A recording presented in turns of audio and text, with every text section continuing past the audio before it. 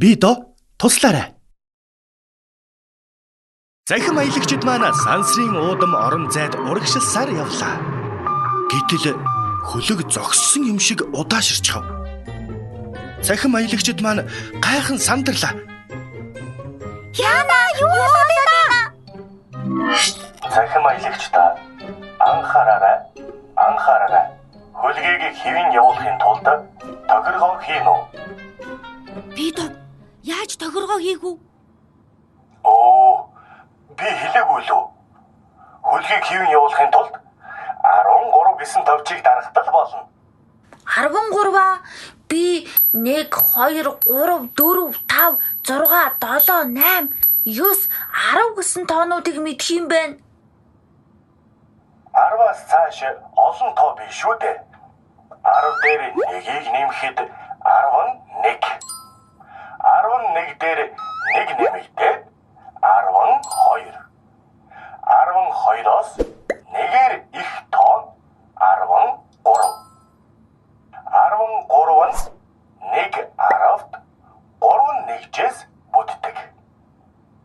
Одоо би дараалалаар нь хэлж өгье. 11, 12, 13, 14, 15, 16, 17, 18, 19, 20. Бидог тоо зааж байх хооронд Айдо Мидо хоёр анхааралтай харж чадаагүй байв. Тиймээс 13-ын тоогоо мэдэхгүй байлаа. Гэтэл Кидо 13-ын тоог сансан бололтой хурдхан нэг товч дарчихв.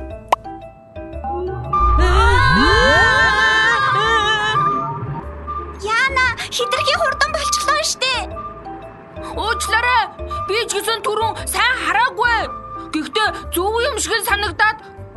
Тэгвэл бүгдээрээ дахиад нэг туршаад үзэх үү? Тэгээ туршаад үзье.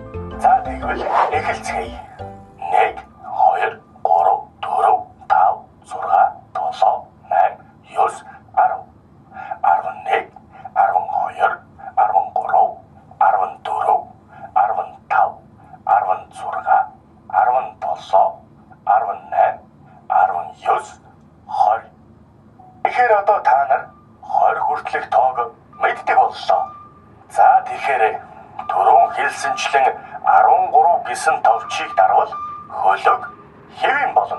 Мидо, чи хөлийн удирдлагад хамгийн оройн. Тиймээс чи тоог дарах хэрэгтэй. 13-ын тоо хэдийн тооны дараа байсныг ажигласан уу? 12-ын дараа 13-ын тоо байсан шүү.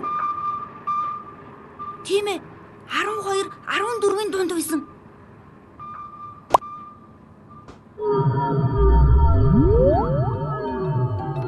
Тийм ээ. Ямар гоё вэ? Энэхүү цахим аялагчид тоогоо сурсны ачаар хөлгөө хэвэн болгож чаджээ. Одоо тэд 20 хүртэлх тоог мэддэг боллоо.